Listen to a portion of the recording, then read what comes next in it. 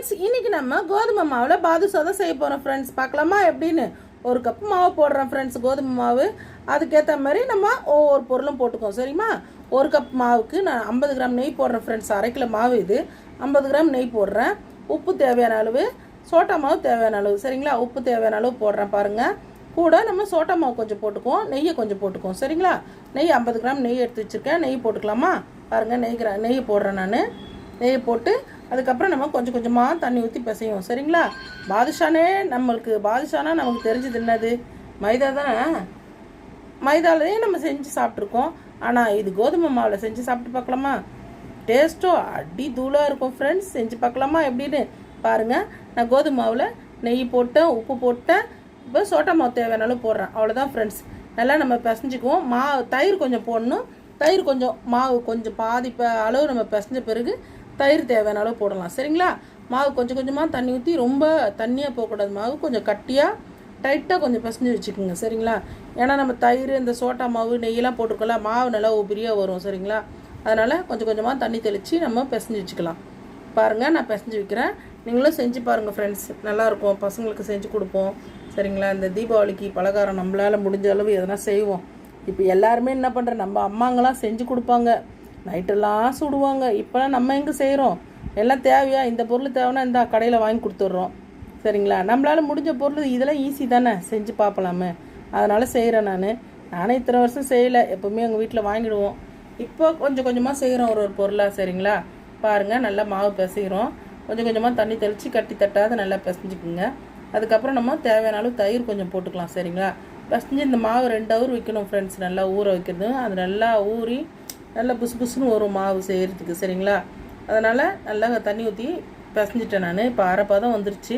இப்போ தேவையான அளவு ஒரு 25 கிராம் 20 கிராம் அளவு தயிர் போடுங்க, சரிங்களா? நான் ஒரு 25 கிராம் அளவு போட்டிருக்கேன் 1/2 கிலோ மாவுக்கு. கம்மியாக தான் இருக்கும்னு நினைக்கிறேன். அது போட்டு நல்லா பிசைஞ்சு தட்டி வச்சுருங்க ஃப்ரெண்ட்ஸ். நல்லா தட்டி வச்சிட்டிங்கன்னா அதுக்கப்புறம் நம்ம 2 ஹவர் பொறுத்து இது சுட்டுக்கலாம். அதுக்கப்புறம் நம்ம ஜீரா காசுறது எப்படின்னு பார்க்கலாம், சரிங்களா ஃப்ரெண்ட்ஸ்? பாருங்கள், மாவு நல்ல பதமாக வருது. இப்போ இன்னும் கொஞ்சம் தண்ணி தெளித்து லைட்டாக பிசைஞ்சுக்குவோம். எல்லாமே கலந்து வரணும். அந்த ஆப்ப சோடா, அந்த உப்பு எல்லா மாவுலேயும் ஃபுல்லாக கலந்து வரணும். அதுக்கேற்ற மாதிரி நீங்கள் மாவு பிசைஞ்சு வச்சுக்கோங்க, சரிங்களா? பாருங்கள், எல்லாத்தையும் நான் பிசைஞ்சு வைக்கிறேன். இன்னும் கொஞ்சம் தண்ணி போட்டுக்கலாம், சரிங்களா? தண்ணி இன்னும் கொஞ்சம் தெளித்து அப்படியே பிசைஞ்சு வச்சுக்கலாம். பாருங்கள் ஃப்ரெண்ட்ஸ், இதை நீங்கள் செஞ்சு பாருங்கள், எப்படி இருக்குன்னு சொல்லுங்கள் எங்களுக்கு. நாங்கள் செஞ்சு வீடியோ போடுறோம், நீங்கள் கமெண்ட்டாக பண்ண மாட்டேங்கிறீங்க ஃப்ரெண்ட்ஸ். அப்போ நீங்கள் கமெண்ட் பண்ணால் தானே எங்களுக்கு தெரியும் நீங்களாம் வீடியோ பார்க்குறீங்கன்னு. பாருங்கள் ஃப்ரெண்ட்ஸ், மாவு பிசைஞ்சிட்டேன்.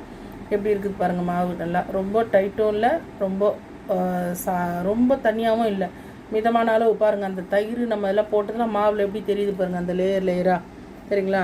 நம்ம கடையில் வாங்கினா தான் இருக்கும்னு சொல்லுவாங்க, ஆனால் இதில் நல்லா இருக்குது பாருங்கள். அந்த 1 கப்பு மாவு போட்டேன், அதே அளவு நான் தண்ணி ஊற்றுறேன் ஜீரா காசுறதுக்கு. 1 கப்பு தண்ணி, 1 கப் சர்க்கரை, சரிங்களா? அதை போட்டு நல்லா காய்ச்சிக்குவோம். நம்ம தண்ணி நல்லா கொதிக்கிட்டோம். அது பாருங்கள், 1 கப்பு அளவு சர்க்கரை கொட்டுறேன். சர்க்கரை கொட்டி நல்லா அந்த ரொம்ப அதர்சா பாவு மாதிரி நம்ம தண்ணியில் போட்டு பார்ப்போமே, அந்த மாதிரிலாம் வேண்டாம். நம்ம கையில் நல்லா பிசுப்பாக ஒட்டுச்சுனாலே அந்த பதம் போதுமான அளவு தான், சரிங்களா? ஒரு 5 நிமிஷம் கொதிக்க விடுவோம். அதுக்கப்புறம் பாருங்களேன், அந்த ஒரு கொழப்பாக வரும் அந்த ஜீரா. அதுலேயே அந்த அளவு நமக்கு தேவையான அளவு பாருங்கள். நல்லா கரையிட்டோம். ஃபஸ்ட்டு நம்ம நல்லா கிண்டி விடுவோம், சரிங்களா? கிண்டி விட்டு நல்லா கரைஞ்சி வரட்டும்.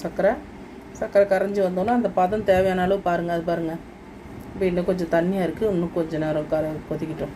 நல்லா கொதிக்க விட்டு இறக்கலாம், சரிங்களா? பாருங்கள், இன்னும் கொஞ்சம் நல்லா கட்டி ஆகட்டும். கட்டி ஆனால் நமக்கு தெரியும். ரொம்ப கூடவும் கூடாது, ரொம்ப தண்ணியாகவும் இருக்கக்கூடாது, சரிங்களா? இல்லைன்னா பாதுஷா தண்ணியாக இருந்ததுன்னா அப்படியே ஊறி போயிடும், நல்லா இருக்காது. அதனால் நல்லா கரெக்டான அளவு எடுக்கலாம். அந்த நுரையெல்லாம் எடுத்து போட்டுருங்க அதில், சரிங்களா? எல்லாத்தையும் நான் கொதிச்சோன்னு அப்புறமா எடுத்து போடுவேன் நான். பாருங்கள், எல்லாத்தையும் எடுத்து போட்டேன். ஜீரா பதம் தேவையான அளவு போதும். இப்போ நம்ம பொரிச்சு எடுத்துக்கலாம் மாவை, சரிங்களா? பாதுஷா பொரிச்சு எடுத்துக்குவோம். எண்ணெய் தேவையான அளவு ஊற்றுறேன். எண்ணெயை ஊற்றி நல்லா கொதிக்க விடுவோம், சரிங்களா? பாருங்கள், மாவு ரெடி ஆயிடுச்சு. 2 ஹவர் ஆயிடுச்சு. மாவு எப்படி இருக்குது பாருங்கள். மாவு கரெக்டான பதமாக இருக்குது. நம்ம குண்டாக தட்டுறதை உருட்டி வச்சுக்கிட்டு நம்ம எண்ணெயில் போட்டு பொரிச்சு எடுப்போம், சரிங்களா?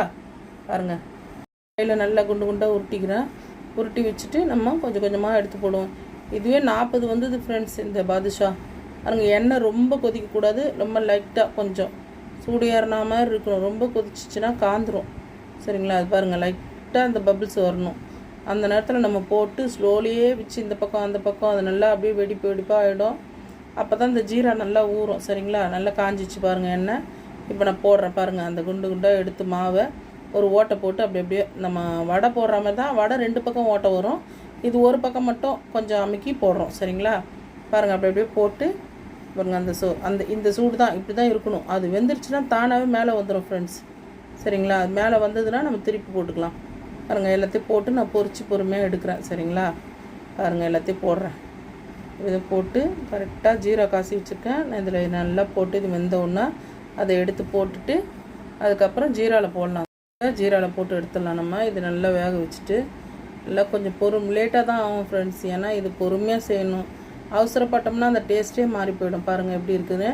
திருப்பி போடுறேன். இப்போ எடுத்து நம்ம ஜீராவில் போடுறேன். சரிங்களா? எடுத்து தட்டில் வச்சு நான் ஜீராவில் போடுறேன் காட்டுறேன் நான் உங்களுக்கு. பாருங்கள் கலர் லைட்டாக மாறணும், ரொம்ப மாறக்கூடாது.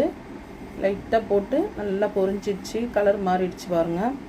நம்ம எடுத்துருவோம். நெய்யெல்லாம் போட்டுருவோம். நல்லா டேஸ்ட்டாக இருந்துச்சு ஃப்ரெண்ட்ஸ். வாசனையாக இருக்குது. சரிங்களா? எல்லாத்தையும் போட்டு பொறுமையாக நம்ம பொரிச்சு எடுத்துக்குவோம். பாருங்கள் நம்ம எத்தனோண்டு மாவு போட்டோம், எவ்வளோ பெருசு வந்திருக்கு பாருங்கள். அப்போ அந்த போட்டிருக்க பொருள் அந்த மாதிரி நல்லா பெருசாக காட்டுது. மாவு நான் போட்டது கொஞ்சம் சின்ன மாவு தான். அதுக்கு எவ்வளோ பெருசாக, இன்னும் ஜீராவில் போட்டோம்னா இன்னும் பெருசாகிடும். பாருங்கள் ஜீராவில் போடுறேன் நான். ஜீராவில் போட்டு நல்லா ஊற வைப்போம். சரிங்களா? நல்லா கொஞ்சம் நேரம் ஊறட்டும். அதுக்குள்ளே நம்ம மற்றதையும் பொரிச்சு எடுத்துப்போம். இப்போ 10 நிமிஷம் 5 நிமிஷம் ஊற வச்சு எடுக்கலாம். சரிங்களா? அதை பாருங்கள் ஊறிடுச்சு. இப்போ நான் எடுக்கிறேன் பாருங்கள். போதுமான அளவு இது பாருங்கள். நான் ஒன்று இப்போயே நான் ஒன்று சாப்பிடுவேன் பாருங்கள் எப்படி இருக்குன்னு. அப்படியே ரொம்ப சாஃப்டாக இருக்குது. அப்படியே பாருங்கள் எப்படி ஆறி போய் எப்படி இருக்குது பாருங்கள். எடுத்து நான் எல்லாத்தையும் தட்டில் வைக்கிறேன். சரிங்களா? தட்டில் வச்சு கொஞ்சம் நேரம் நல்லா இது உடஞ்ச உடனே காஞ்ச உடனே நம்ம எடுத்து வச்சிடலாம். அந்த பாகோட சூடு ஆற ஆற அந்த பாகெல்லாம் அப்படியே இழுத்துக்கும். அது பாருங்கள் அந்த தட்டில் இருக்கிறது எவ்வளோ ட்ரையாக இருக்குது பாருங்கள். சரிங்களா? அப்படியே எடுத்து அடிக்கிட்டு நம்ம டப்பாவில் ஸ்டோர் பண்ணி வச்சோம்னா இது கெட்டு போகாது ஃப்ரெண்ட்ஸ். அப்படியே தான் இருக்கும். நம்ம கைப்படலைன்னா அப்படியே தான் இருக்கும். சரிங்களா? அதனால் எல்லாத்தையும் எடுத்து வச்சுட்டேன். பாருங்கள் உங்ககிட்ட நான் ஒன்று எப்படி எப்படி பிச்சு காட்டுறேன் பாருங்கள். எப்படி இருக்குதுன்னு பாருங்கள். அது சாஃப்டாக இருக்கும். அப்படியே பஞ்சு மாதிரி ஒரே விரல்லே பிச்சிடலாம். பாருங்கள் எடுத்து காட்டுறேன் பாருங்கள். எனக்கு ரொம்ப பிடிச்சிருந்துச்சி அந்த நடுவில் இருந்தது. அதனால தான் நான் அதை எடுத்து குக்குறேன். சரிங்களா? அதை பாருங்கள் நல்லாயிருக்கும். அதனால் எங்கள் அம்மா செஞ்சது செம்ம டேஸ்ட்டாக இருந்துச்சு. நான் கூட இன்னும் நான் ஃபஸ்ட்டு டைம் ட்ரை பண்ணுறாங்க. அவங்க ரொம்ப பயந்தாங்க.